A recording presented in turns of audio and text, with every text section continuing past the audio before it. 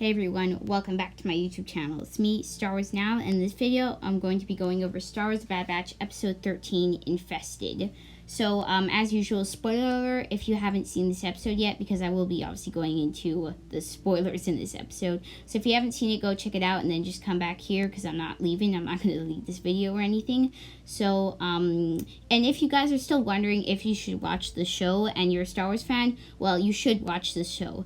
I know it's a bit kiddie, but obviously, I mean, it's a Star Wars show. Like, if you really like Star Wars and you really like Star Wars The Clone Wars, then go check it out, because I really like the show. And I know a lot of people like bombastic, and a lot of people like this show, so definitely go check it out. So at the beginning of the episode is called Infested. Now that is obviously a reference to later how there's an infestation in the mines of Ord Mantell of Earlings. Now Earlings are those kind of fly things that look like giant bugs that you just want to squish.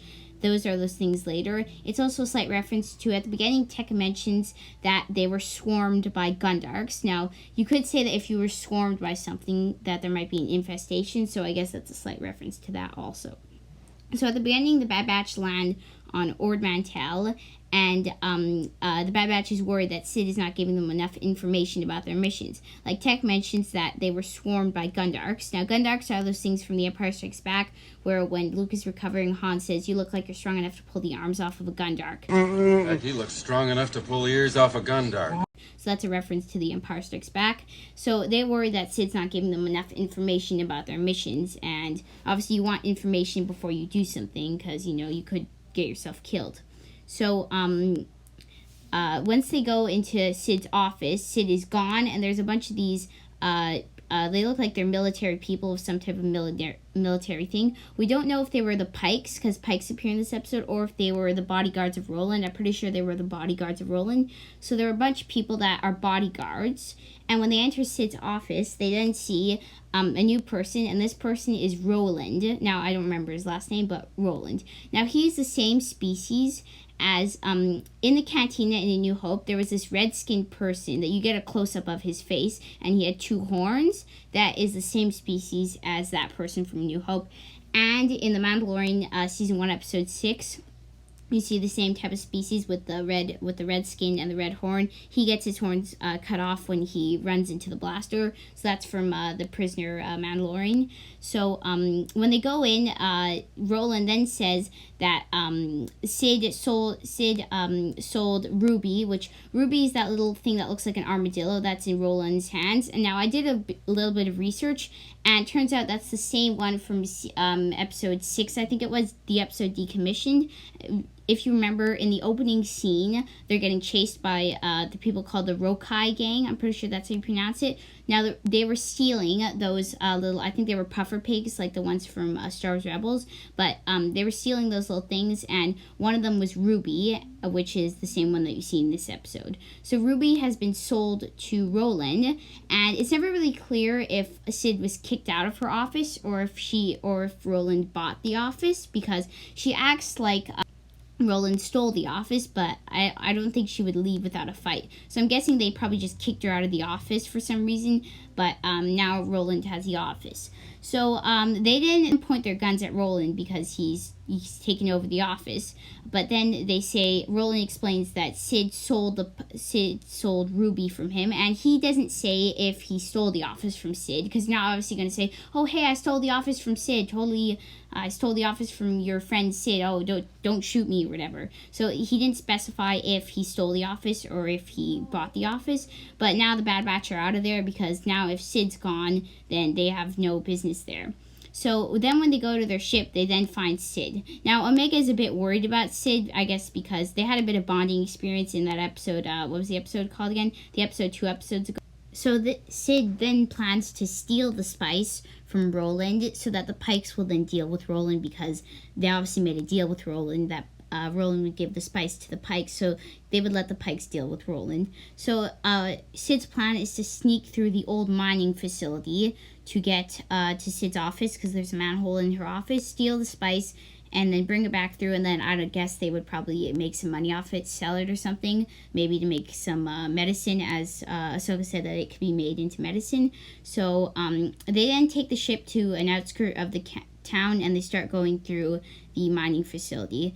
Now, I actually don't know if Sid knows any of their names, because she just calls Omega Tiny, and then she calls Tech Goggles, and Wrecker Strongman or whatever. So Tiny, Goggles, you're with me.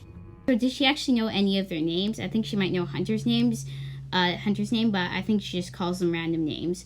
So they take these mining carts through the thing. Now, this is kind of like an Indiana Jones. If you've seen the first one, they do a temple chase scene. So this is kind of like an Indiana Jones at the end. But, so they go through, and they don't turn on the motors because that would be too loud. So they push the cart the old-fashioned way with the crank, the two-person crank, and they start going. Now, Wrecker drops his flashlight in the thing, and obviously he's afraid of heights, which... so it's a bit scary for him, and he drops his flashlight in, and then you hear these weird noises, which you don't figure out what they are until later. So once they travel through the entire thing without dying, they get up and they break into his office. Now, Sid has a plan to distract Roland by sending those two, the Ithorian and the Weequay. The Weequay's name is Ketch, and the Ithorian's name is Bolo. So they're going to steal Ruby. They're going to kidnap Ruby as a distraction, and they would steal the spice, and then they would bring it back and do whatever they want to do with the spice. So then Ketch and Bolo take some Mantel mix, which is that space popcorn that you've seen in the other episodes, and do a trail for Ruby to kidnap Ruby, and then they put her in a cage. Now they have to try to keep Ruby quiet, so until they can get out of the office, and I'm guessing they would let Ruby go and then escape or something. So Roland then sends his people out to go get him, so the distraction is working, and Sid and the Bad Batch go in and steal all the spices. Now, they did mention that I think there were 5 crates of spice, because at the end they do start counting them. So once they've stolen all 5 crates of spice, then something bad happens. Ketch and Bolo get caught by Roland and his team, and they bring them in. So once his people deal with them, and they admit that Sid was helping them, Roland goes to his office to see what's going on. So then when he goes there, the door is locked because Echo locked it before they escape. And once he blasts the door, they get in, and he realizes that the spice is gone. So now he owes the Pikes the spice, and he doesn't have it. So once the Bad Batch make their way back through the mining carts, not really a problem, except with a bit of shaking with the carts. And then Roland's team comes, and they do a minecart chase sequence. Like I said, kind of like in Indiana Jones, they do a minecart chase sequence. So Roland's team is using the motorized. He turned the motors on, so now they're fighting against each other. Wrecker shoots down all of them, except not with the price paid. In the process, they lose all of the spice into the holes with the Urkings in it. So now they make away with their life, but now nobody gets the spice. So that's probably good that nobody gets the spice, kind of like in season 7 of the Clone Wars, where the Martez sisters and Ahsoka lost the spice. But that's also bad for Roland, because as you see later, Roland is not as bad as he appears. So then the Pikes come, and Roland does not have any spice to deliver. So then they kind of take him prisoner, but in the process, when Sid is going to her office, Roland says, yep, they're the ones who took the spice. So now they decide to take Omega as a captive, kind of like his ransom. So they need to deliver the spice, and then they'll give back Omega. So now they have to go back, and now they've lost the spice. So they have to go back into those creepy tunnels with the Urkings and get the spice back. So they go to the outskirts of the town again, and they go and get the spice. So they take the minecarts out. And in the process, they try to go earlier, so that because they figure out that light hurts the Urkings, like kind of like there's a lot of creatures that get hurt by light. I think there was in the Mandalorian, I'm pretty sure one of the creatures got hurt by light. But so then they try to go during daytime because the Urkings are sleeping. They're kind of like big bats, but they're kind of like bug bats. So they go and they try to rescue all the spice. And you can see a bit of bonding between Omega and Roland because, first of all, they both have a common ground that they both like Ruby. But then you figure out that Roland is really not that bad because he does mention that he can't feed his family now. So he made that deal because he wanted money to help his family. So he's really not that bad. He's just associated with bad people. So back to the Bad Batch. They get all the crates except for one. And when they're lifting that crate up, then the Urkings come out. So Tech has been working on a flash grenade, which is kind of like those flash grenades from the original Battlefront. If you play offline and you've done the survival missions, then you'll know that shadow troopers will throw flash grenades, and then it kind of disorients your screen, or kind of like the flash grenades in Jedi Fallen Order that the bounty hunters will shoot at you. So he throws a flash grenade that sends a big burst of light so that they can get up in time. Now, once they get up, now they have the spice, and now they can give it to the Pikes to rescue Omega.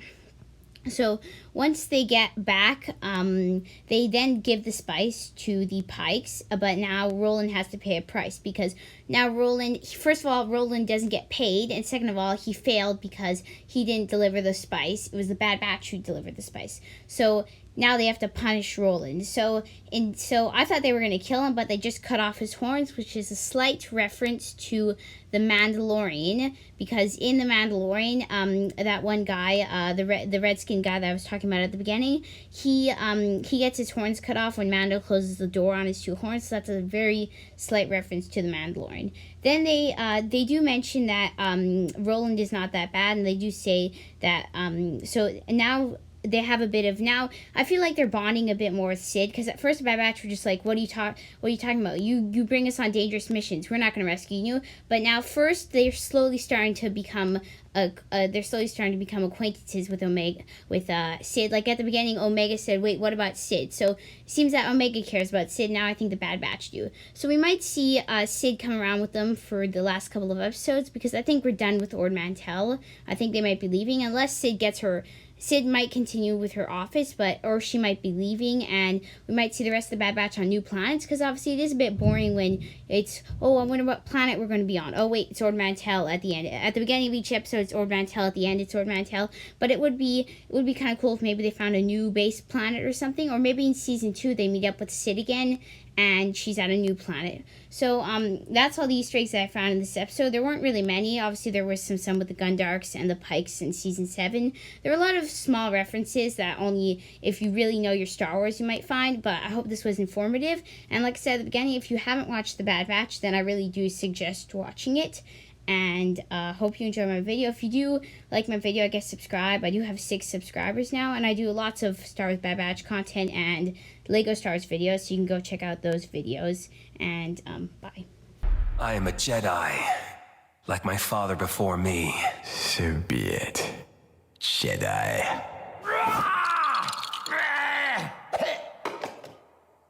Huh?